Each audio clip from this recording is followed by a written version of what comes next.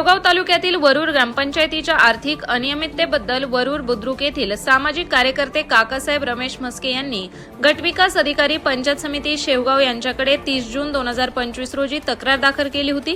त्यानंतर म्हस्के यांनी या संदर्भात गेले 6 महिने या तक्रारींचा पाठपुरावा पंचायत समिती आणि जिल्हा परिषद यांच्याकडे केला। त्यांना यासाठी वेळोवेळी उपोषणाचा मार्गही अवलंबावा लागला। अगदी त्यांच्या आरोग्याचा प्रश्नही त्यावेळेस उपस्थित झाला होता, परंतु तत्कालीन चौकशी अधिकाऱ्यांनी याला दाद न देता खोटे आम्हाला पाठवणे, वेळेत न पाठवणे, आपल्या कनिष्ठ कर्मचाऱ्याला पाठवणे, अहवालाची मागणी केल्यानंतर उडवाउडवीची उत्तरे देणे, फोन न उचलणे अशा मोठ्या संघर्षाला म्हस्केंना तोंड द्यावे लागले। या काळामध्ये म्हस्के यांच्यावर अगदी खोटे गुन्हे दाखल करण्याची आणि जीवे मारण्याची धमकी देणे असे प्रकार घडले, परंतु म्हस्के यांनी कोणतीही तमा न बाळगता या झालेल्या आर्थिक अनियमिततेचा पाठपुरावा केला आणि त्यानंतर बुधवार दिनांक 25 मार्च रोजी अंतिम अहवाल हा म्हस्के यांना पंचायत समितीचे गटविकास अधिकारी यांच्याकडून प्राप्त झाला। सदर अहवालामध्ये 3 ग्रामसेवक, 1 ग्रामपंचायत कर्मचारी आणि 1 विद्यमान सरपंच यांच्यावर सदर पंचायत समितीने दोषारोप पत्र सादर केले आहे आणि पुढील कार्यवाहीसाठी तो अहवाल कार्यकारी अधिकारी अहिल्यानगर यांच्याकडे पाठवला आहे। नमस्कार, मी काकासाहेब रमेश म्हस्के, मुक्काम पोस्ट वरूर बुद्रुक, तालुका शेवगाव, जिल्हा अहिल्यानगर। गेल्या 6 महिन्यांपूर्वी वरूर ग्रामपंचायतच्या कारभारातील अनियमितता व विकास कामे ठप्प पडलेली हे बघून एक जबाबदार ग्रामपंचायतच्या ग्रामसभेचा सदस्य आणि सामाजिक कार्यकर्ता या नात्याने मी व माझ्या सहकारी विद्यमान 6 ग्रामपंचायत सदस्य यांनी पंचायत समितीकडे वरूर बुद्रुक ग्रामपंचायतच्या दप्तर चौकशीची मागणी केली होती। या मागणीनंतर चौकशी समिती स्थापन होऊन चौकशी समितीचा अंतिम अहवाल तब्बल 6 महिन्यानंतर आज माझ्या हाती पडलेला आहे। या अहवालामध्ये विद्यमान सरपंच व 3 तत्कालीन ग्रामपंचायत अधिकारी यांच्यावरती दोषारोप सिद्ध झाले असून कामातील अनियमितता, अपहार, भ्रष्टाचार, त्याचबरोबर निधी अखर्चित ठेवणे, दिव्यांग निधी असेल, दलित वस्तीतील शासन नियमाप्रमाणे बंधनकारक असणारे निधी असेल, महिला बालकल्याणचा निधी असेल, त्याचबरोबर गावातील कर्मचारी यांच्यावरती नियंत्रण न ठेवणे यासारख्या असंख्य बाबीनुसार सदरील सर्वांवरती उचित कारवाई दोषारोप सिद्ध झाले असून याबद्दल मी पंचायत समिती प्रशासनावरती विश्वास ठेवून समाधानी आहे। त्याचबरोबर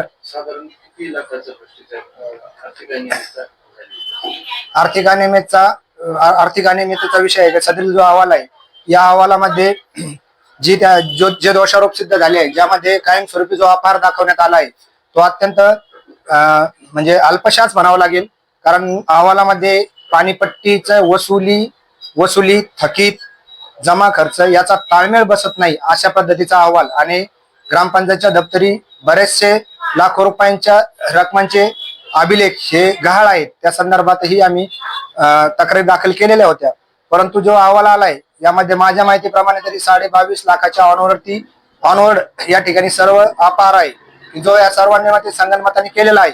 परंतु यामध्ये चौकशीसाठी जे काही दप्तर उपलब्ध झालं त्या दप्तरात जी तपासणी झाली तर त्या तपासणीमधून जो अहवाल आलाय तर त्यातले जे दोषारोप आहे ते अत्यंत अल्प आहे। केवळ बोटर मोजण्यात लाखो रुपयांची रक्कम त्यात आहेत।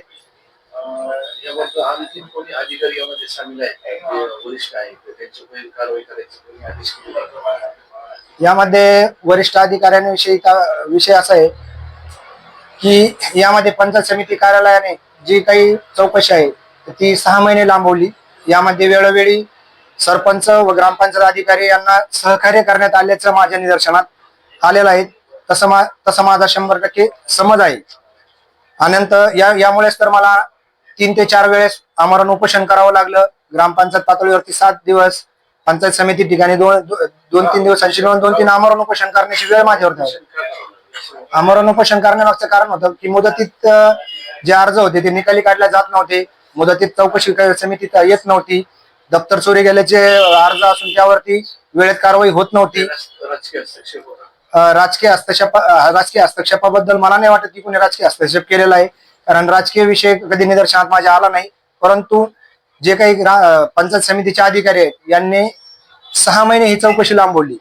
यामध्ये आमचेही अर्ज भरपूर होते हेही मला मान्य आहे, परंतु की जे काही खुलासे सादर करण्याचे दप्तर सादर करण्यात सरपंच असन, विद्यमान ग्रामपंचायतचे ग्रामपंचायत अधिकारी असतील, तत्कालीन ग्रामपंचायत अधिकारी असतील, यांनी संगनमताने सदरील भ्रष्टाचार लपवण्यासाठी किंवा सदरील कारवाई थांबवण्यासाठी वेळ काढूपणा करून निश्चितच हे केलेलं आहे. त्या निश्चितच वेळेत पुरावे सादर केले नाही. आज जे दप्तराची तपासणी झाली ती पण 100% दप्तर काय त्यांनी काही सादर केलं नाही तपासणी समितीकडे. पाणी पुरवठ्याचा विषय असेल किंवा खोट्या कर पावत्यांचा विषय असेल, असे असंख्य विषय लपवले गेलेले आहेत. यामध्ये जर कर वसुलीचा जर विषय जर 100% जर तपासणीत आला तर आणखी लाखो रुपयांचा भ्रष्टाचार नाही. जे काही चौकशी झाली त्यामध्ये जे दोषारोपावर मी समाधानी आहे, परंतु जे पेपर किंवा जे अभिलेख तपासणी समितीला जे समोर आलेच नाही किंवा विद्यमान सरपंच आणि ग्रामपंचायत अधिकारी यांची जबाबदारी असतानाही त्यांनी ते सादर केले नाही,